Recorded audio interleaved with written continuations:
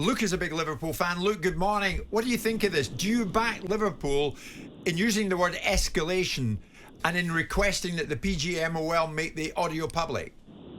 Yeah, I do. I feel as though the PGMOL are quite quick to fire shots at managers and players for mistakes they make, swearing at referees, having conversations with referees, and then once it's the ball's in their court, they've clamped up a little bit. I mean, we're into Tuesday. There'll be interviews next week.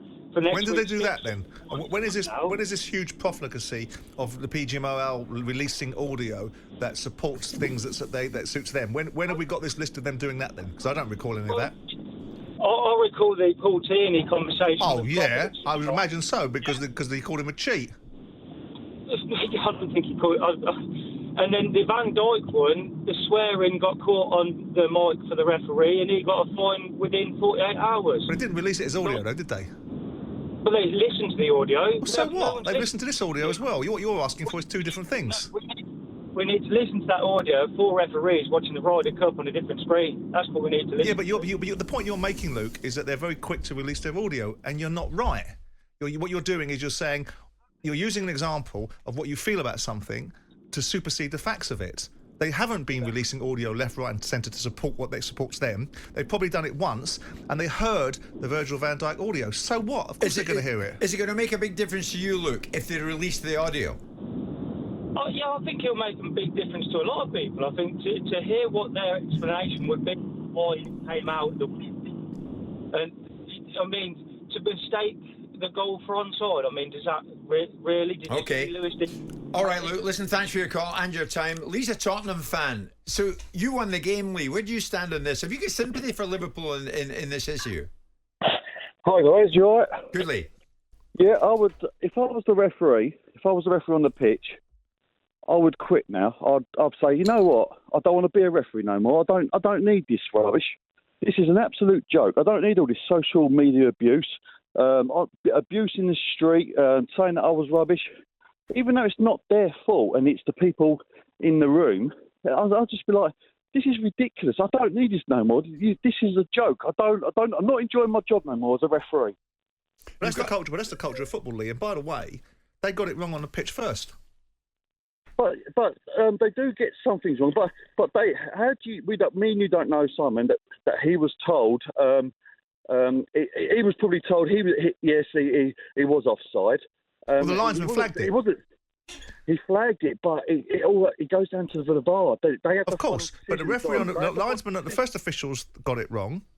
The fullback position, which is VAR, got it wrong. Where you and I will agree, Lee, is, and what I've been talking about, and I thought I'd be the last voice to ever do this, is the nature of how referees are treated by pundits, by the media, by the fans, by the football fraternity, and we're kind of saying the same thing, which is the level of abuse and scrutiny for making mistakes is off the charts. I would. If I was a referee, I'd say I'm not enjoying this no more. VAR, you've made me not enjoy my job no more. And the only good thing about this is it's happened to Liverpool fans, which I think they're the biggest crybabies in the world, which is brilliant. Oh, well, that'll go down well, Lee. Thank you very much. Richard's a big Arsenal fan. Fans of other clubs, as I said earlier on, seriously get involved in this argument now, in this discussion. Richard, where do you stand on it? Is it worth it that we hear the audio from the PGMOL? No, not at all. And I concur with your last caller about Liverpool being crybabies. Listen, Arsenal, Brentford, last season, right, they made the same type of mistake where they admitted afterwards it was a mistake. We should have got 3 points out of that game. We got 1. There was none of us going, we want to hear the audio, how did this, da, da, da. It changed the momentum of the title race. I'm not talking about 7 games into the season. We were 5, I think, points clear, and it made the difference of momentum of 2 points, which were crucial. I remember that, Richard. They didn't draw the lines, right? We didn't. That's right. Yeah. And we didn't start hooting and hollering, we want it replayed. The thing about it is, currently, VAR is not fit for purpose for anybody. It's not fit for the purpose it was employed to do. And until that happens, we're all forgetting one thing, whether it's Arsenal, Liverpool, or anybody. We're forgetting the fans. We're the people that go to those matches. The Liverpool supporters that come all the way down during the train strike to watch that game were cheated. We're all being cheated. Brentford supporters against Nottingham Forest the other week. The fans are suffering for this because VAR is not... But Richard, I understand that argument. I'm not trying to defend it. but the goal was disallowed on the field. So they still would have been cheated without VAR. Yeah, I don't. What I'm saying is that I'm not saying that game should VAR is the latest blame hound. It's now moved. If that was the officials on Saturday on the pitch with no VAR, there'd be a pile-on from fans saying the officials are incompetent. So all we've done now is we've moved it over to the digital version of the officials, and they're now incompetent. Okay, but it was brought in for a purpose. Is the game better for the fans, for the football game, for everybody, with VAR or Why do you not? think it was brought in, Richard?